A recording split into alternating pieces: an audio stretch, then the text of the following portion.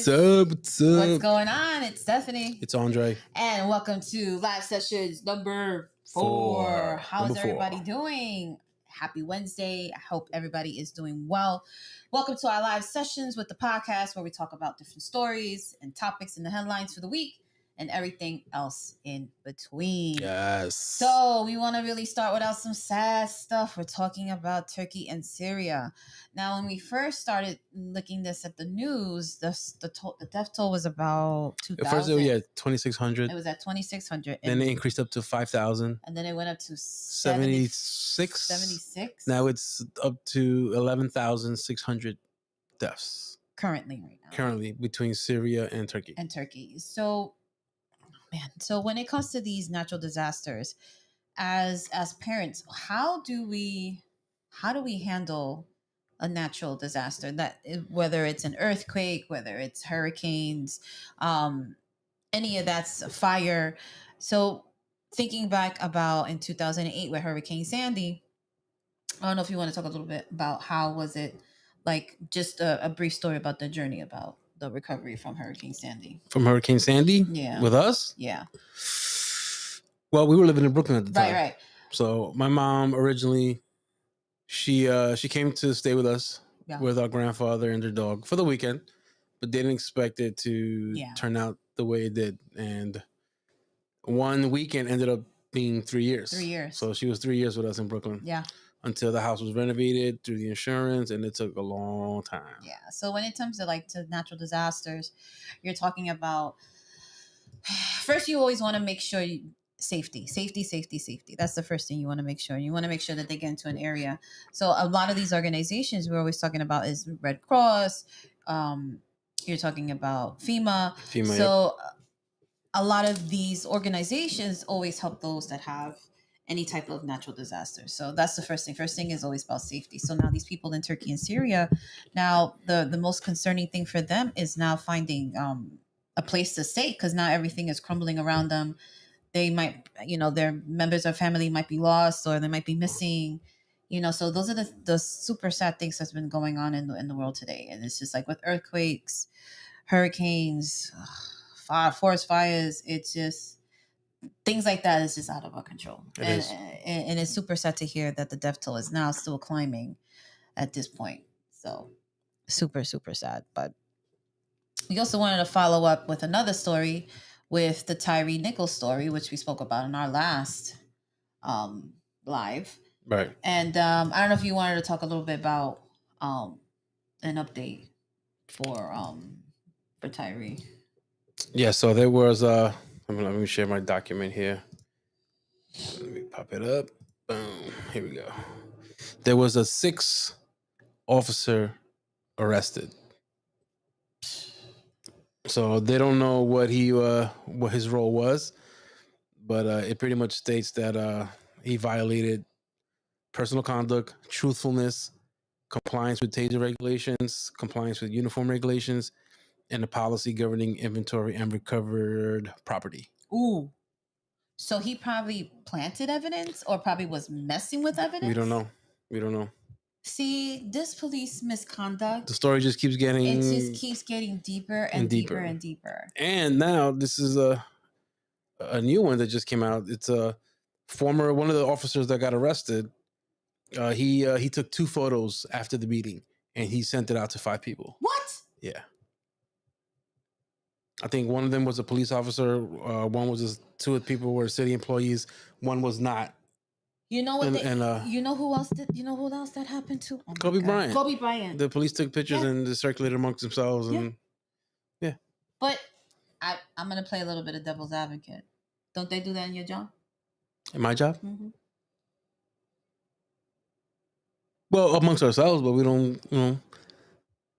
Right. But ours is not as severe as this. Right, I know. But y'all share photos of anything that happened in the field or anything like that. Yeah. Yeah. Share photos. Well, the human curiosity it could either be something detrimental or it's something of a positivity, but the human curiosity. But these guys did something wrong. That was malicious. And took pictures. It was malicious. Right. Where I work, the stuff's already happened. Right. We weren't the ones that committed it. But the same thing will happen with Kobe Bryant. Now, were the people there that were there for that particular incident, were they there for recovery? Were they there for doing investigation? That's what I'm saying. So if they were there for an investigation and they released those photos without knowledge or without, consent in that sense, like, how is that any different? That's not cool. It's not. Right. That's what I'm saying. Whether it was a scene of an accident or a scene of a crime, if you're taking pictures, you really shouldn't be sharing them amongst other people. Well, usually where I work at, the pictures usually come on the newspaper anyway, so they'll be out there already. Gotcha. So the information's already out there. Gotcha. Yeah. So not like this. It's public information. It's public information. Yeah. I gotcha. But that's super crazy that with this going on with this, I'm like, all you could do is just laugh about it because this is like, what else can you do? Yep. You have this HIPAA. You have all these things. You're not supposed to be really sharing this information out there. You're not supposed to be. Oh my goodness. Between it's like I crack myself up. Like, how are you supposed to control? Everybody has cell phones. Everybody has access. Everybody has these amazing phones, camera phones, Samsungs, Apples. Yeah, well, in my case, I have to shut mine off every time. So. Right. But what I'm saying is that people have access, and that's the way social medias work. Social media is that everybody has a phone. They rather record first as opposed to getting involved. Right. And that's how the majority of these attacks or anything that's been happening in police brutality or any events, somebody's always recording. Yeah. The camera's always on. Siri is always listening. Yeah. So next news we want to talk about is the medication storage. No, shortage. I feel like I need to storage some of that medication because it has gotten so bad. It's gotten bad to the point that now over-the-counter medication is difficult to find, and even prescribed medication has some difficulty keeping themselves on the shelf. So what are your thoughts about this storage or this shortage? The shortage? Yeah. What are your thoughts about this shortage? It seems like the shortage is coming in phases. Or depending on the need of the product. Mm-hmm. Because during COVID, you had toilet paper. Oh my God. Then it was the chip shortage for the tech stuff to get built. What else? I'm pretty sure there was other things. Cars, the wait list for cars. But this is different now because this is now affecting the whole medical industry. Right. So a lot of it is bundled down to... A lot of the reasons why they're saying this shortage of medication is because it's including quality control, quality problems, manufacturing problems, staffing in order to keep up with the demand, and some discontinuations of certain medications. So along with exchanging different medications, not having enough on stock, and things like that, hospitals are having a hard time keeping stock because some of the staff might be taking stuff home because it's not available. So now you have parents that are trying to look for Tylenol, ibuprofen, Advil, and even other over-the-counter medication. They're having difficulty for it because the production has been at a standstill. Now, they're really blaming it on the triple-demic. So the triple-demic is we're talking about flu, RSV, COVID. Now, in my particular office alone, I have seen the numbers skyrocket between flu, COVID, and RSV. Skyrocketed. So now what's happening is the best means of treating these is between pain medications, between cough suppressants, and just making sure that we keep children hydrated. So Tylenol is the best means of keeping pain at a certain level. Mm-hmm. Then you also have the antibiotics that are supposed to help keep the viruses, at bay. So all of this, all happening all at the same time, they just can't keep up. That's literally what's happening. And I have some documents here from the FDA that they show a database that they have for every year that they keep up, and they show how these particular bases can be used to kind of figure out whether or not which medication can have the shortage. A lot of it is really between Tylenol and Advil and ibuprofen and stuff like that. But another thing is that there's another article that we talked about the shortage itself from parents.org. I don't know if you want to bring that up. And it says what parents need to know about the child pain medication shortage. So again, just thinking about this shortage and thinking about what could be the really cause of it, it's really that some of the prescriptions that are over the counter or those that are prescribed, the local pharmacies or the stores have all limited supply. So, like, let's say, I know in my particular case, there have been patients that had to have one medication sent to one pharmacy, and then they had to have another part of a medication sent to a different pharmacy because it's all about availability. So each pharmacy has their own availability. Right, but we go through that with We go Stef's through it. medication. And his is Is a controlled it's a substance. controlled substance So now we get it every 30 days on the dot. on the dot. We could probably get it maybe 1 or 2 days early, depending on if how short we are with the medication. But first he was on liquid, and then they didn't give us a hard time, but there was a shortage on liquid, so we had to go to different. They had to get some from different stores. We had to get three different bottles from different stores. So they will only give us like one bottle just to keep us going for like a 1 week or two. So a lot of we've been having a lot of difficulty with Stefan's medication because we had to go to like 3 or 4 different pharmacies in order to get just to get like one bottle from each. Right. So, no, but they'll give us one bottle just to keep us afloat for the time being, and then a week, and then they'll call us right when it's ready, when the next bottle's ready, until we get the 30-day supply. Right. And that's how it was for months. And now we ended up transitioning from liquid to pills. Right.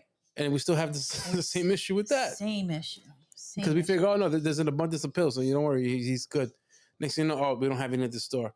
What about that store? Oh, they only have they only have 14-day supply. All right, so just let me get the 14-day supply. Get that 14. So then now it gets to the point where now the doctors have to come back and repeat orders over and over again, and then they have to have they have to cancel the previous order, and then it's a big hassle just getting medication and just getting anything. So parents, you just have to be a little bit patient because it's really,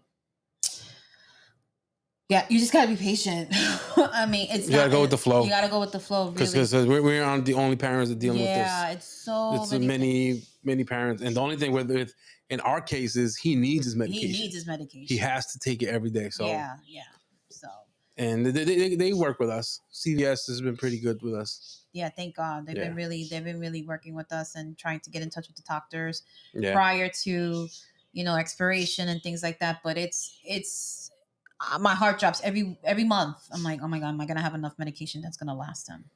So it's all medication. We gotta reserve it. We gotta call the doctor to send the new amount. Oh yeah, we do. Yeah, and that's another struggle too. But just thinking about how is this from a legal standpoint? Is this something that can be legally done in order to ensure that there's no shortages? And you know what it is? A lot of these pharmacies they really can't keep up with the demand. That's literally what they can't do. So from this article, it talks about lawmakers are currently seeking answers about the shortage from Johnson & Johnson, who is the main producer of this medication. So they getting in on Johnson & Johnson, be like, listen, you're like the biggest company here. What's the holdup? Just can't keep up with the demand. Everybody's getting so sick. That's literally what it is. So it's just a matter of just being really, really patient with everybody, really. And don't snap at the people at CVS and Walgreens and Rite Aid. Don't snap at them. They're doing their job. I've done it twice. And I went back and I apologized. I said, I'm not mad at you. I'm not mad at the doctor. I'm just frustrated because I don't want my child to have no medication. I felt so bad because I was literally on the phone for 2.5 hours. I was like, after the 2.5 hours, I was like, y'all need to work with me and you need to give me my medication before I leave this day. Because I need medication. He has no medication for tomorrow. You know what I mean? So it was just like, it wasn't nothing that was towards them, but right. But it was not one of my better days. Not one of my better days. But going on to the next controversial topic that's been happening in the news is Florida allowing Florida residents to carry guns without a license. What are your thoughts on that? I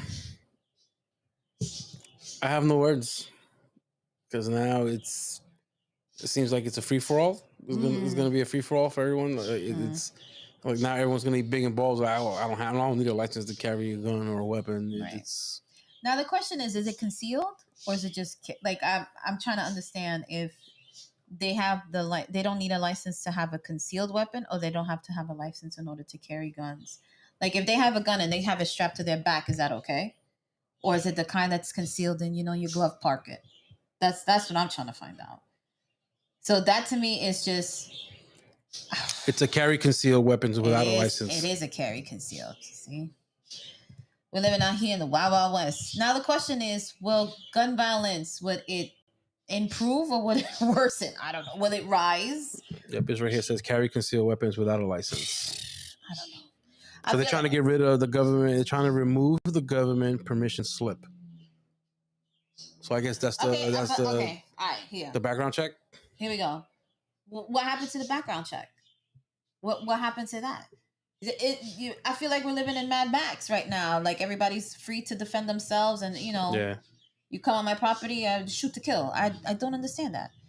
You know what it is? I feel like with the temperature that's happening in this in the world now, everything's super hot. Everybody's temperatures is up. Mental health is an issue. Everybody's feeling hot. Like everybody don't want to be bothered. So any type of sense of control that they could have with a gun and want to threaten people, but like, listen, don't do this. And I'm like, I could just see it just going spiraling out of control. Not that it's not spiraling out of control already. Right. But now you're just saying, well, we don't need them to get any licensing in order to have concealed weapons. I don't know. So so who is safe at this point? Nobody's safe. Nobody's safe at this point. Now you're gonna have to worry about if you get into an altercation with somebody, is he gonna have a concealed weapon? Yeah. Like especially in Florida. It's a very scary thing. And then now now I worry about the kids as parents. Now it's not a secret that there have been massive shootings in schools. It's not a secret. It's been out there. It's been happening for decades. And now this bill or however government slip that's being lifted to allow residents to now have no, it's a free-for-all. I don't understand. There should be some sort of boundary. There should be some sort of legislator, something like this. You have to go through the parameters. Something of this. Listen, this is I have a harder time getting eggs. I mean, then it should be easier to go get a freaking gun. Like I don't understand that. That's what I'm saying. The temperature's hot right now. People are not stable. People are angry. And you want to give them a free pass to just own a gun? I don't understand that. This is one of those that is one of those so was the Second Amendment? Second Amendment right? This is one of those that gets fought to the ground. So it's one of those that like touchy subject, especially when it comes to these lawmakers that are being get paid from these. No, it's the NRA. The NRA. It's a big business. It's the same as pharmaceutical. They're charging a lot of money. Like I'm in the middle. Yes. They always ask the question. They always ask the question: do guns kill people, or do humans kill people? Why are you in the middle? Okay. No, because if I were to, I would get a gun, but we live in New York City. We can't do that. Like you can't have a license in New York unless you're like an officer or an official or something. Why would you want one? My question to you is: to protect the home. Protect the home. I wouldn't carry it outside. I need to protect your home. That's what the Second Amendment was for. To protect your property. To protect your property. Yeah, because back then people were savages and they would come in and try to take control. I don't know how much of that changed. So it's always one of those questions: is do guns kill people or do people kill people? It's one of those like tool. It is a tool. Yes, people collect guns because some of them are hunters. They go hunting. They go. Some of them shoot for sport, for hobbying. Like they go do the ski shooting. They do all these different things. It's that you have a lot of states that are very pro guns. Mm-hmm. I mean, but I guess we all can agree that if a weapon is put in the wrong hands, then you have a disaster that comes with it. Tragedy that comes with it, unfortunately. I'm still trying to figure out why you say you're in the middle. Like you said that you're in the middle because you agree that people should have the right to protect their homes through deadly means. Yes. Because if somebody's on your property, I do believe they should do a background check, an extensive background check. I believe they shouldn't just sell a gun to an 18-year-old. Why don't they do that now? Why don't they do that now? Well, certain states, like New York, doesn't allow you at 18. Like certain states, they do. I just don't understand why is it not across the board. Like all these I don't understand. This leads into our topic right now, into the Uvalde shooting. The kid turned 18, right? He was able to purchase a weapon on his 18th birthday. Yeah, but the type of gun that he purchased was not a typical like hunting It was gun. an assault rifle. It was an assault rifle. That is like you're there to do damage. You know, and what happens is now in the news they were talking about what are some of the deadliest attacks in the state of New York. Well, not state of New York, but just in the United States in general. So, and the top of the list is between Virginia Tech. We're looking at Parkland, Florida. We're looking at Uvalde. We're looking at Connecticut. So a lot of these places of these attacks, Columbine. I just thought of it right in my head. You know, if these people had the same rights to carry and conceal a weapon or to purchase it makes me super worried. I'm worried now. And now you're just gonna let people just run around and they don't need anything. They don't need no license to carry any guns. Why not just make it just as difficult as anything else? If you want to purchase a gun, that's fine. But you need training. You need to do a test. It should make it just as hard as driving or make it harder. That's what I'm saying. It's just like access. Access is the problem. What happened to the 6-year-old who had access to a gun that was in the house? Now, was it due to the mom that it was just poorly placed in, didn't put it in a place where she was supposed to be protective? But if the mom had correct training, she would have put it in a place where no 6-year-old would have had access in the first place. That's what I'm saying. A little bit of common sense goes a long way when it comes to dealing with these deadly weapons. Whether people kill people or guns kill people, doesn't matter. Human or whatnot. You have to have some sort of understanding, some sort of training, something to that point, something to that effect. So you're not just carrying around and just being this is like the Wild Wild West. Right. You can't. And then you have like regular people that are walking down the street. They just want to have a gun in their pockets and want to feel protected. Well, is the world out to get you? Probably. So they want to feel protected. But then what if there's a simple bump in the shoulder or a miscommunication or a misunderstanding? Do I have the right to just shoot you just because there was a misunderstanding? That's what I worry about. So next topic we want to talk directly related to this. Just leads right into it. It leads right into it is Robb Elementary School being demolished. Now, thinking back to this particular incident that happened back last year in May, right around the time the school was finishing, it was about 20 people that were killed at this particular site. So now the question is, what are your thoughts about them tearing it down? Right? Mm-hmm. Do you think that's the right move? Do you think that it's necessary? Do you think that, like, what is the purpose of tearing it down? And you were explaining it to me that they were tearing it down and not rebuilding, like literally going somewhere else. The Uvalde School District said they were going to tear it down, and instead of building a new school in that location, they're looking for a new location to build a new school for Uvalde. Completely.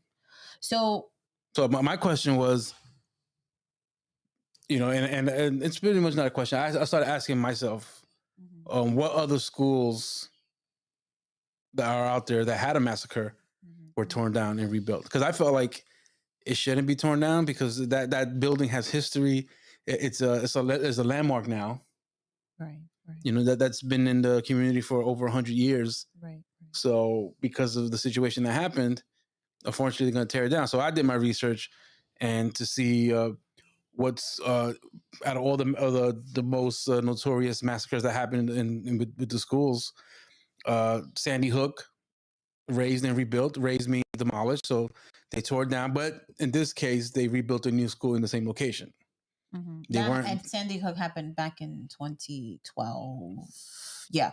Sandy Hook. And so the question is, do you think that Uvalde has the right idea of building it down, demolishing it completely, and then building a school in a whole completely new space? Mm-hmm. Do you think that that's the right idea? So I don't know. Like I'm conflicted because like where these kids are gonna have like little trailers now that they're gonna come in and have the classrooms in the trailers until the new school gets built, and because they don't know when it's gonna be done. So it could be a year or two before these kids have a new school.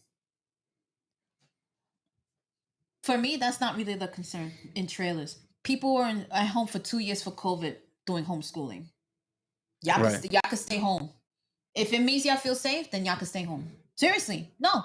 If it takes 2 years to build the school and you feel safer at home, then just do homeschooling. Seriously, we could throw as many options as we can.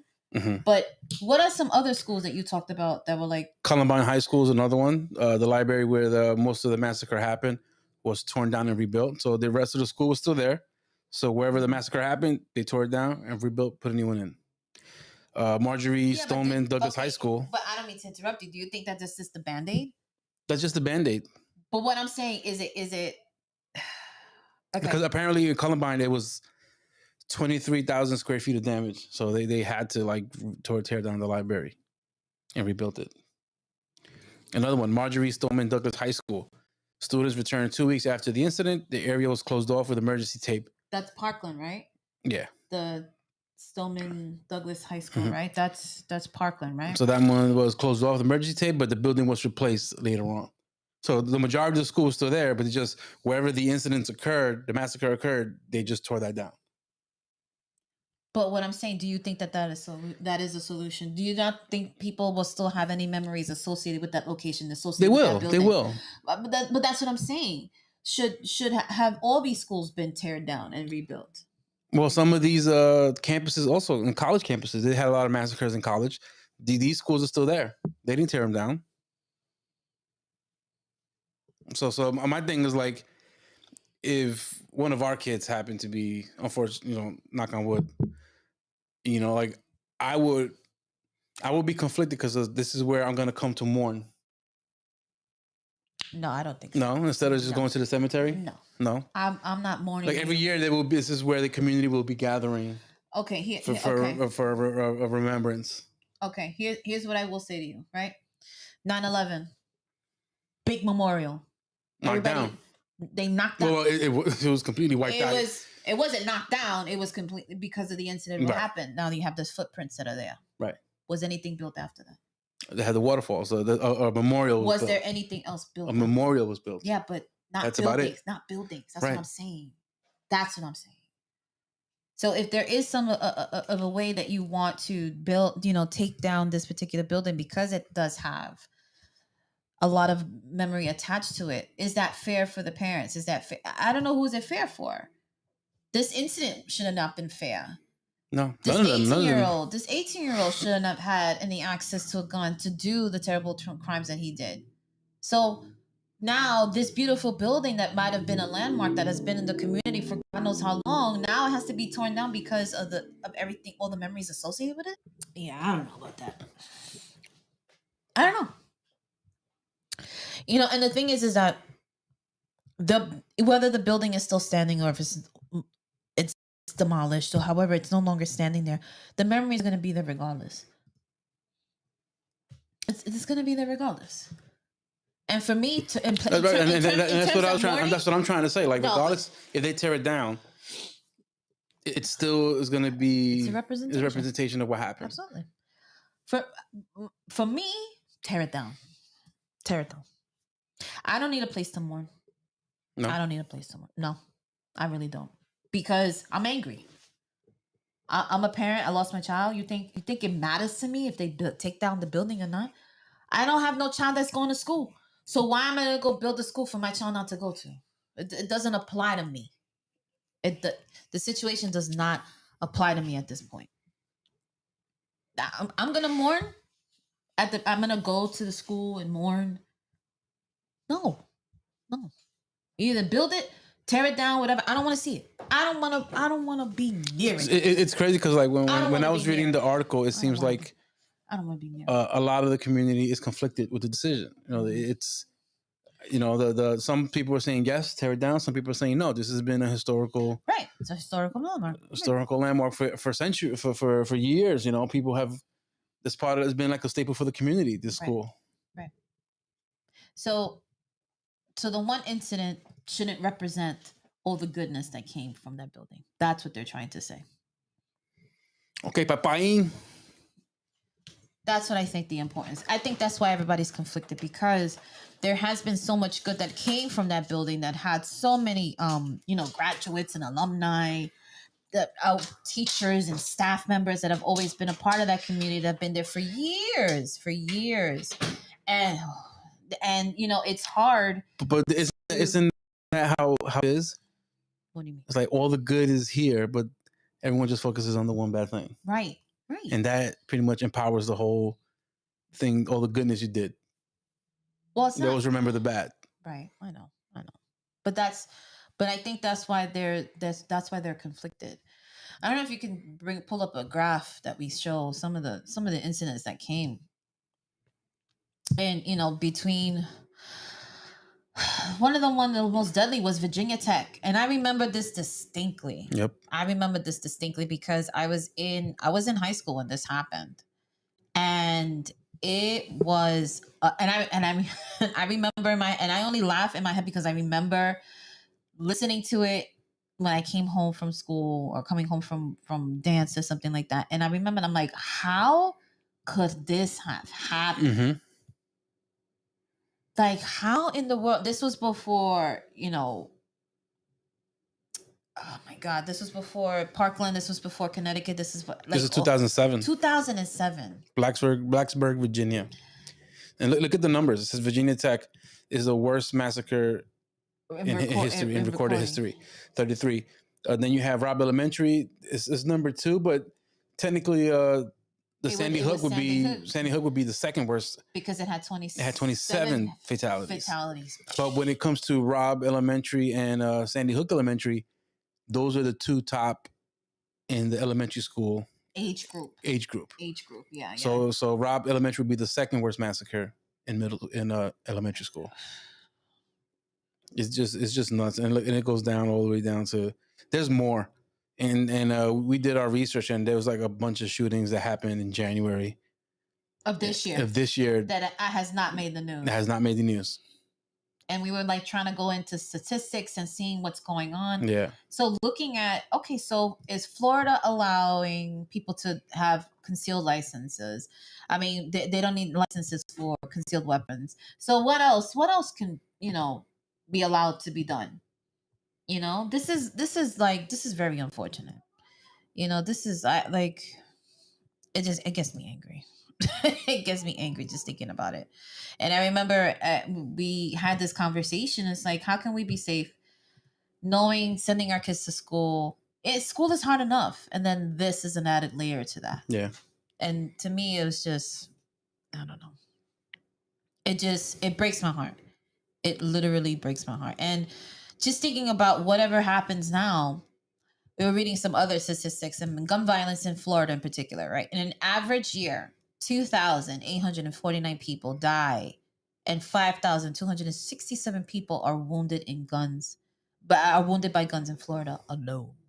So Florida has the 19th highest rate of gun violence in the US, and this is according to everystat.org. Now, here's the thing. It says 19. Right? It says 19. So what other states are allowing no licensing for concealed weapons? Like that to me is just it's completely nuts to me. It's completely nuts, and it's sad. It's a sad situation. It's a very, very, very sad situation. There's another statistic that I was reading here that guns are the second leading cause of death among teenagers and children in the state of Florida. An average of 206 children died by guns every year. 30% of them are due to suicides, and 66% are due to homicides. Right, like statistically, being a minority, living in New York City, I shouldn't be here past the age of 22. But here I am, 40 years old.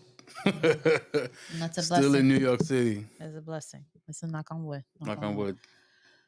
But here's the thing. As parents, how are we supposed to feel safe sending our kids to school? How are we supposed to feel safe not in just in Florida alone. No, but you don't expect something like this to happen when you send your kids. You don't. That's the thing that boggles my mind. You don't drive your kid to school that day and then expect a phone call that there was an incident at the school. And to hear that or to see it on the news or something, I was like what? Like that's the thing that just it boggles my mind.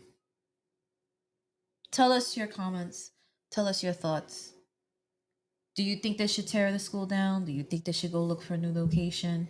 What are your thoughts about this carrying concealed weapons in Florida? What are your thoughts? Without a license. Without a license. I just don't understand. This medication shortage. What? Everybody's getting sick.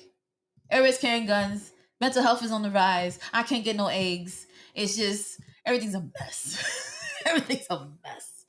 So why are we just trying to do things to just simplify everything else? Trying to not make life harder than what it already is. Seriously. But I don't know if you guys comment, let us know. Let us know what topics you want us to talk about. I know we spoke about some other things last week. Follow up, let us know. Send the comments. Let us know what topics you want us to talk for next live sessions with us. With us. With us. With us. So yesterday we just did our first recording for the season. Super excited about it. Boys did an amazing job. So that's something we're definitely looking forward to. We'll be dropping those new episodes in March. If you want to be a guest, drop us your email, drop us your information. Please let us know if you're interested in being a guest. Talk to people about all different types of topics. If it's something that you might want to contribute to us, let us know. We'll be busy. We love to talk to people. And we love to talk to everybody. Yes, we do. This is Stephanie. This is Andre. This is Live Sessions with Table for Four, a family conversation podcast. And we will see you on the next one. Take care, guys. Take care, guys.